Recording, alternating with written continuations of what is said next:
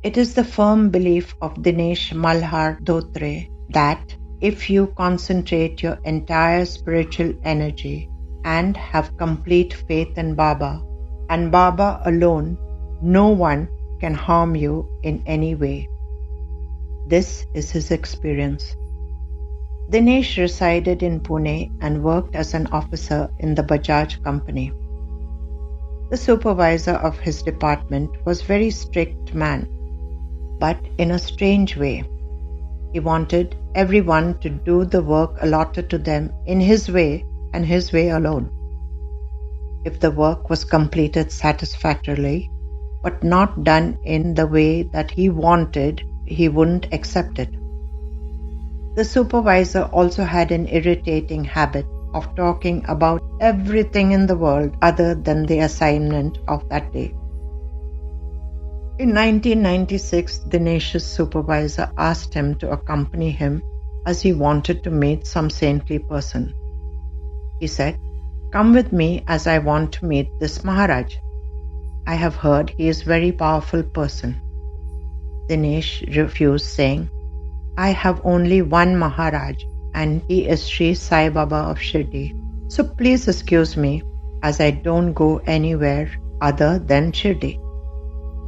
Every day his supervisor would ask Dinesh to accompany him, and Dinesh would politely refuse. His refusal didn't sit well with the supervisor and he left. A week later, Dinesh's supervisor came and stood in front of his desk, and in his palm he had some sort of vibhuti. He said, "You refuse to meet my Maharaj. Now you can experience for yourself how powerful he is." And saying this, he blew the vibhuti on Dinesh. Dinesh said, "Your Maharaj may be extremely powerful, but my Sai Baba reigns over him, as Sai Baba is Supreme God." However, that incident had an adverse effect on his mental peace. Dinesh recalls, "I started feeling restless and quite disturbed mentally.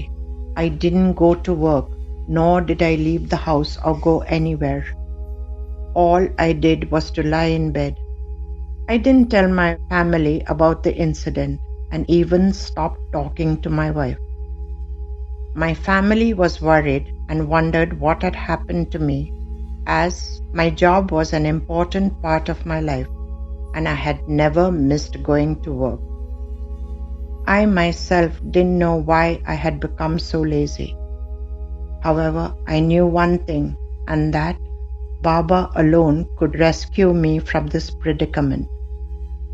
The entire night that I stayed at home, I constantly chanted his name and begged him to help me regain my mental stability.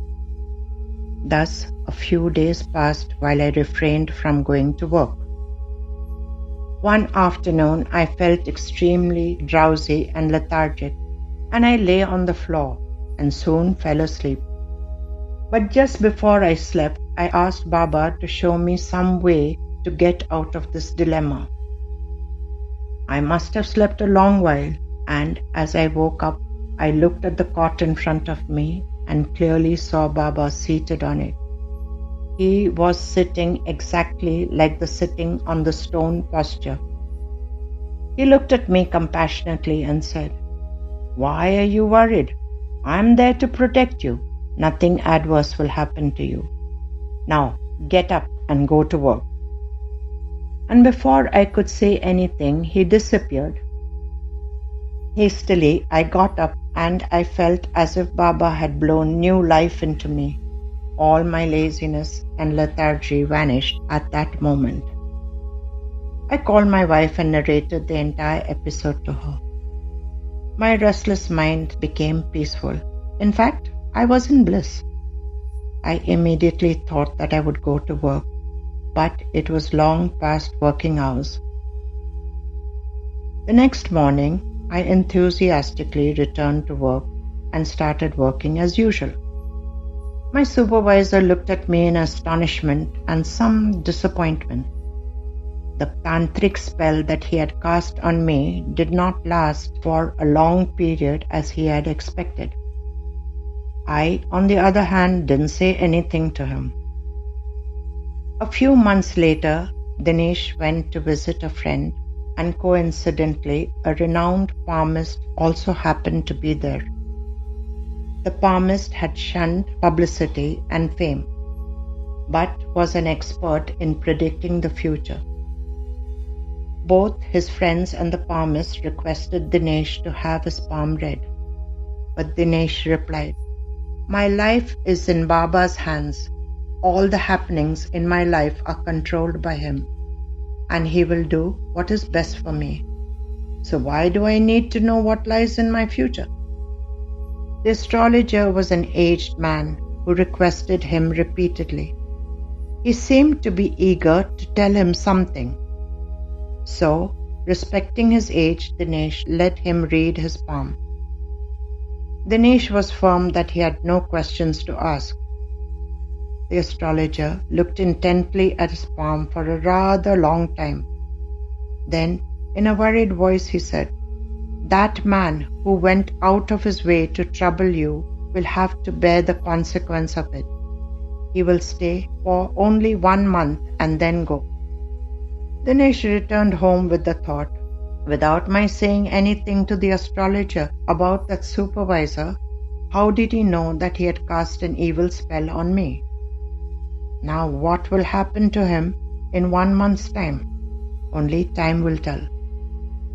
A month later, Dinesh's company had an award ceremony for the most capable worker from all the ranks. Dinesh's supervisor received the award in the supervisor's category. Dinesh thought, "This is Baba's wish and I have nothing to say." But what happened next was beyond anyone's imagination. The supervisor had received an award in the morning, yet in the evening his services were terminated. Now he was jobless. This indeed was Baba's Leela. Dinesh remembered the prediction of the astrologer. The following month, Dinesh heard the shocking news that the supervisor had passed away after being sick for a short time. What you sow, you reap is Baba's edict. Dinesh categorically believes that everyone has to face troubles in life, but there is no need to go to any Maharaj or Tantric. Baba is there to take care of you as promised. "I will carry your burden forever," or "this promise of mine is false." This Leela was taken from Sri Sai Sagar magazine, Volume 1, Number 1, May to July 2010.